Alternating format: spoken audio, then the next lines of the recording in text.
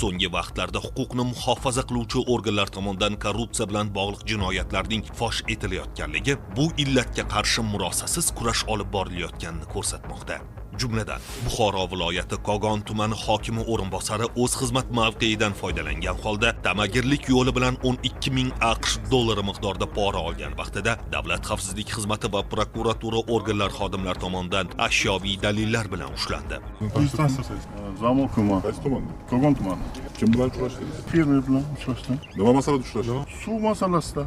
Ma'lum bo'lishicha, Buxoro tumanida shartnoma asosida dehqonchilik bilan shug'ullanuvchi fermer Qum Sulton massivida joylashgan ekin maydonlariga Kogon tumani hududi orqali keladigan suv to'xtatib qo'yilgani sababli ekin yerlarini suv bilan ta'minlashda yordam berishini so'rab ushbu hokim o'rinbosariga murojaat qilgan. Mansabdor shaxs esa ekin maydonlariga keladigan suvni ochib berishi va kelgusida bu borada muammo bo'lmasligini aytib, evaziga 15,000 AQSh dollari talab qilgan. Hozirda tuman hokimi o'rinbosariga nisbatan Jinoyat kodeksining 210-moddasi 2-qismi B va bandlari bilan jinoyat ishi qo'zg'atilib, qamoq ehtiyot chorasi qo'llanildi. Hurmatli fuqarolar, kundalik hayotda shu kabi qonun buzilish holatlariga duch kelsangiz, Davlat xavfsizlik xizmatining 1520 qisqa raqamiga qo'ng'iroq qilib xabar bering. Shaxsingizning sir saqlanishi kafolatlanadi.